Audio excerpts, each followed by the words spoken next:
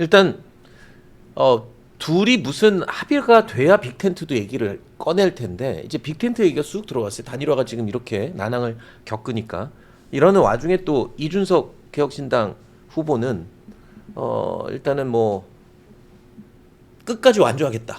네. 예.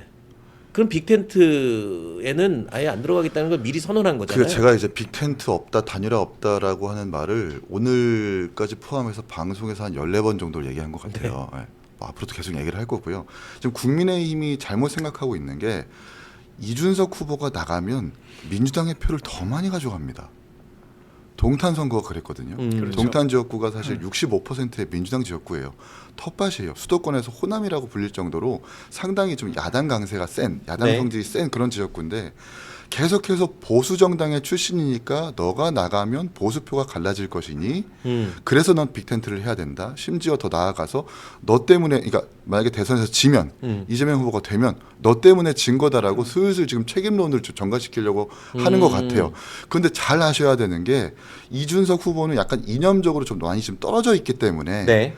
좌냐 우냐 그리고 앞으로라는 저희 구호인 것처럼 보수도 진보도 모든 후보의 어떤 표를 더 얻어서 당선된 사람이기 때문에 오히려 국민의힘에서는 단일화를 하지 말자고 해야 되는 입장인 거예요. 오히려 그리고 민주당 입장에서는 단일화 하자고 해야 되는 거고 네. 굉장히 오판하고 있는 거죠. 과거의 어떤 논리에서 지금 매몰되고 있는 것 같아요. 과거에 이준석 대표가 네. 국민의힘에 있었다고 해서 보수로 보지 말라는 거예요. 어제도 SBS 여론조사 보니까 그런 게 있더라고요. 김은수 후보, 이재명 후보 또는 한덕수 후보, 이재명 후보 플러스 이제 이준석 후보 얘기를 봤을 때 20대 30대의 지지율이 여론조사가 적지 않게 나와요. 네. 그 정도면 방금 그게 누구 쪽 어느 쪽 표를 가져간 거냐. 가 굉장히 중요한 유의미할 정도의 숫자가 나오고 있거든요. 네. 근데 보수로 보지 말라잖아요. 그러니까 보수로 보지 말라는 게 아니라 정말 건강한 보수라면 민주당에서 지지하시는 사람들도 있을 거고 이재명에 대해서 비판하시는 분들은 충분히 표가 올 수 있다라는 거예요. 그 증거가 바로 동탄 선거라는 겁니다. 그러니까 오히려 단일화에 넣지 말라는 얘기네요. 지금 이준석 후보는 저도 빅텐트에. 같은 생각입니다. 예, 이제 와서 사실 제가 봤을 때 저희 당내에서 저한테도 이준석 얘기를 하는 분들이 부쩍 많아졌어요. 네. 그런데 그게 뭔가 정말 합쳐서 득이 될 거라고 생각을 한다는 느낌보다는 한덕수 이제 윤석열 전 대통령 같은 분들 모셔오듯이 우리가 용병 정치의 일환으로 인식을 한다는 느낌을 전 많이 받습니다. 네. 그래서 저는 국민의힘이 전 처음에 자강파였거든요. 제가 첫 주 조기 대선 첫 주에는 자강해야 된다. 또 후보 영입하는 식은 안 된다. 제가 그렇게 이야기를 하던 사람이었는데 네. 그럼에도 불구하고 한덕수 후보가 괜찮다라고 생각을 했던 것은 매우 단순합니다.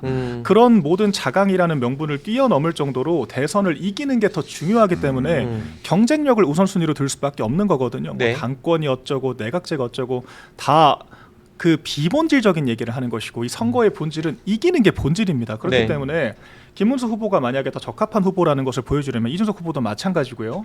여론조사가 됐건 뭐가 됐건 적합한 절차를 거쳐서 경쟁력이 있다라는 걸 보여주면 되는 겁니다. 그래서 저희가 그 과정이 필요하다라고 말씀을 드리는 거고요. 과정만 그러니까 적합한 과정만 있다면 누구와도 통합을 할 수 있다라는 것이 빅텐트의 대전제일 겁니다. 그럼 빅텐트 그래요? 답이 정해져 있는 거 아니었어요? 한문수가 상수고 김문수가 단일화로 한덕수. 네. 죄송합니다. 예. 한덕수 저도 헷갈려요. 한문수, 김덕수요. 김덕수. 한문수 일지문덕, 하도 김덕수. 말씀을 하시는 게 죄송합니다. 그러니까 한덕수가 상수고 김문수 후보를 거기 흡수시키는 게 우리가 이기는 뭐 선거다라고 지도부가 생각을 해서 지금 네. 이렇게까지 판을 이끌어 왔잖아요. 그러면 지금 김문수 후보가 오늘 잠시 후에 뭐 어떤 파격적인 제안을 한들 그게 받아들여지는 거냐는 거죠. 제 말은 네. 답정너라면 네. 그러면 그게 뭐가 의미가 있겠냐는 거죠.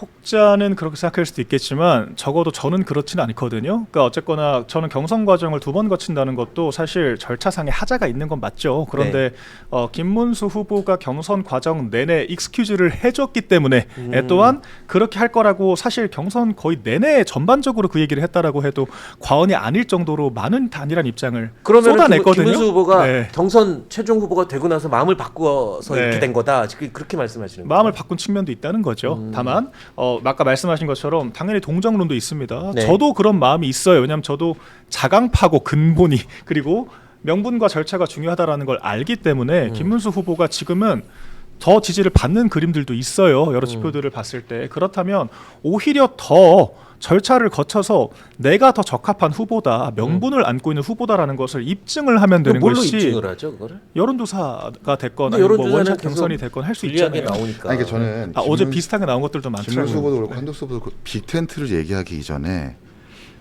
한동훈 후보부터 끌어안아야 돼요. 한동훈 후보가 사실 탄핵 찬성 부류이고 네. 결선에서 43%의 득표율을 받았어요. 부정할 수 없는 국민의힘의 구성원이고 덩어리란 말이에요. 네. 물론 선대위원회에 참여하지 않는 뒤끝이 있는 한동훈 후보에게 1차적인 책임이 있죠. 그런데 김문수 후보가 한동훈 후보조차도 선대위에 끌어들이지 못하고 포용하지 못하면 어떠한 빅텐트를 하더라도 공허하게 들릴 수밖에 없습니다. 많은 국민들한테 그렇게 인식이 될 거예요. 네. 결국에는 지금 끌어안을 사람 너무 많네요. 그러네요. 큰일입니다. 할 일은 많은데